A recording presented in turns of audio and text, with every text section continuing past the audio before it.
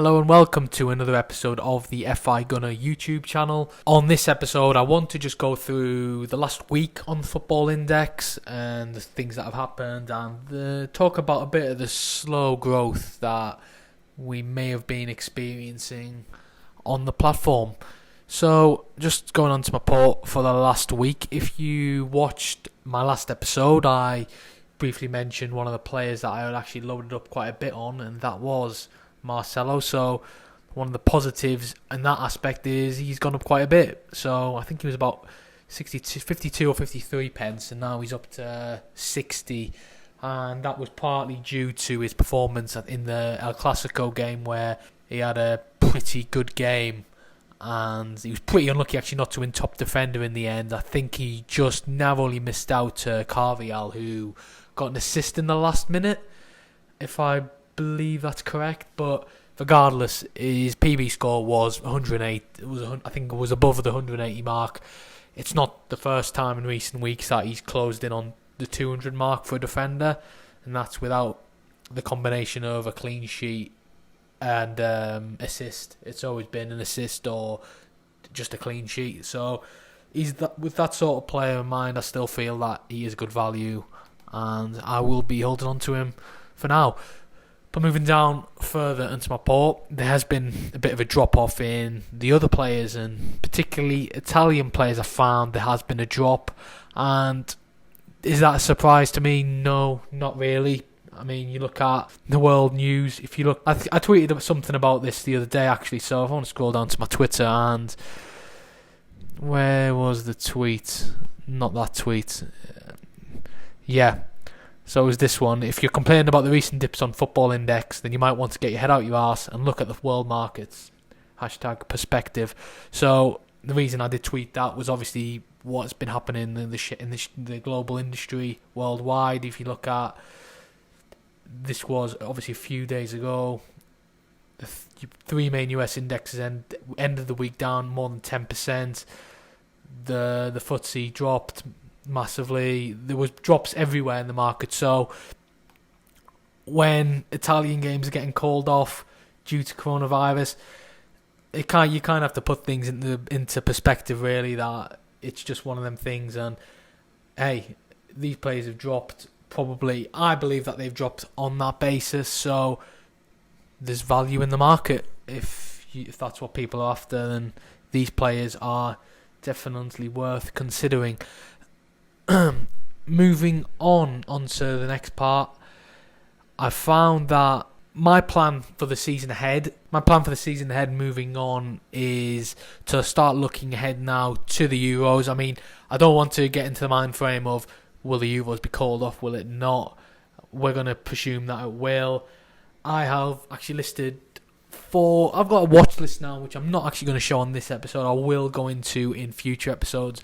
The reason being is these aren't players I've actually bought yet, so when I do buy them, then I obviously will mention them. But I want to try and get a combination of players who are going to feature for country come the Euros, and we've heard that there is an announcement by the Football Index, I think on the 1st of April, so that's definitely one to keep an eye out for. So I am expecting big rises, especially if this coronavirus stuff dies down by then. I think it really is full steam ahead now from April onwards to the Euro. So I want to try and get a nice little mix of players who can feature internationally for the club, but also maybe potentially be in with a transfer shout. Now I know that kind of narrows it down massively, but that is the sort of mind frame I want to be in during the Euros.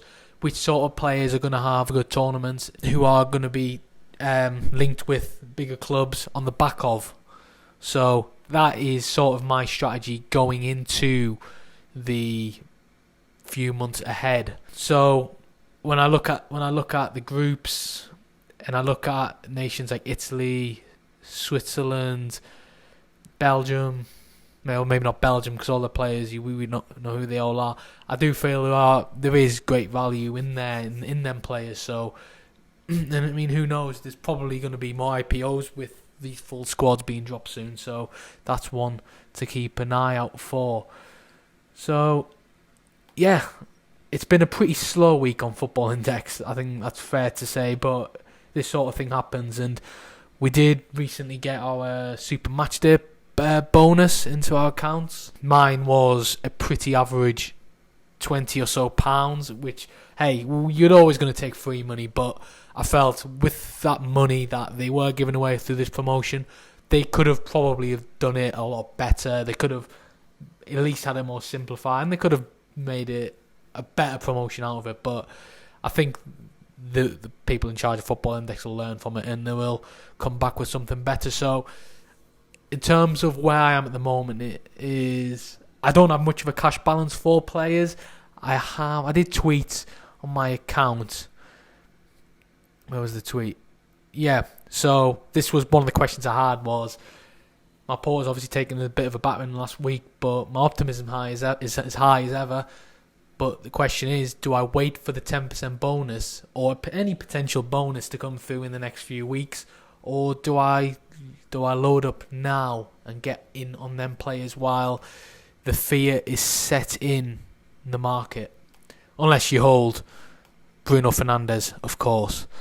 So what do I do? What do you guys think? Let me know in the comments below. I would love to know what you think. My thinking is that I'm probably going to wait it out and wait and see what Football Index do, because the players I probably will be getting on ahead of the months ahead, I don't imagine they're going to be the players that the majority are going to be going for anyway. So if they do a bonus, then I do sense that it would be coming soon, considering they've just paid out on the Super Matchday dividend bonus. So there is a bit of a void for them to fill in terms of promotion. So yeah, let me know what you think. Also, please leave a like, leave a comment as well, and if you haven't already subscribed, please subscribe. And if you don't follow me on Twitter, give me a follow. My @ is FIGunner, and I tweet a lot more often than I put out videos, but it would be great to hear your feedback and what you think. So until next time, thank you.